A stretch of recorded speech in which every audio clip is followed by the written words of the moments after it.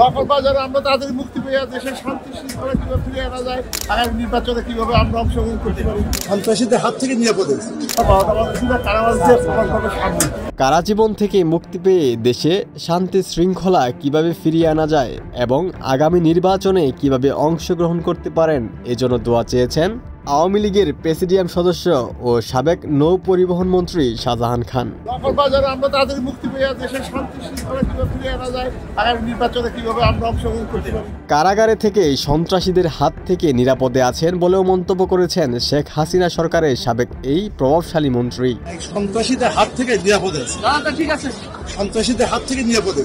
বুধবার সকালে বৈষম্য বিরোধী ছাত্র আন্দোলন কেন্দ্রিক যাত্রাবাড়ী থানার হত্যা মামলায় গ্রেপ্তার দেখানোর বিষয়ে শুনানির আগে আদালতে তোলার পূর্ব মুহূর্তে এই কথা বলেন তিনি।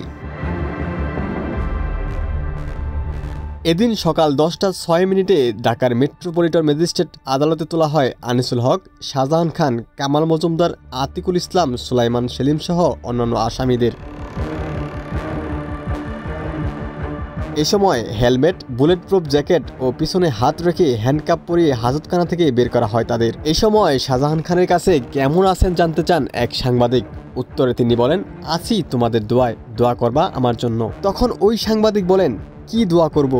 উত্তরে শাহজাহান খান বলেন, দোয়া করবা যেন তাড়াতাড়ি মুক্তি পেয়ে দেশে শান্তি শৃঙ্খলা কিভাবে ফিরিয়ে আনা যায় এবং আগামী নির্বাচনে কিভাবে অংশগ্রহণ করতে পারি এই সমস্ত বিষয়ে দোয়া করবা। কি দোয়া করব? আগামী নির্বাচনে কিভাবে আমরা অংশগ্রহণ করতে পারি এই সমস্ত কারণ। তখন ওই সাংবাদিক আবার বলেন, সবাই বলছে আপনারা দেশের 12টা বাজিয়েছেন। তখন শাহজাহান খান বলেন, আমরা 12টা বাজিয়েছি না কারা 12টা বাজিয়েছে এটা সামনে প্রমাণিত হবে। পরে তাদের কাঠগড়ায় উঠানো হয়। এই সময় তাদের হাতে হ্যান্ডকাপ, মাথায় হেলমেট খুলে দেওয়া হয়। এরপর 10:15 বিচারক এজলাসে উঠলে তাদের বিভিন্ন মামলায় গ্রেপ্তারে দেখানোর শুনানি শুরু হয়। পরে আদালত এক এক করে তাদের গ্রেপ্তার দেখানোর আবেদন মঞ্জুর করেন। এরপর তাদের আদালত থেকে নামিয়ে সিএমএম আদালতের হাজতখানার উদ্দেশ্যে নেওয়া হয়। এ সময় আরেক সাংবাদিক জিজ্ঞাসা করেন, আপনি এত হাসেন কেন? এর উত্তরে শাহজাহান খান বলেন, আমি সব সময় হাসি, মৃত্যুর আগ পর্যন্ত হাসতে থাকবো। কারাগারে কেমন আছেন জিজ্ঞাসা করলে তিনি বলেন, খুব ভালো আছি, কারাগারে থেকে সন্ত্রাসীদের হাত থেকে নিরাপদে আছি।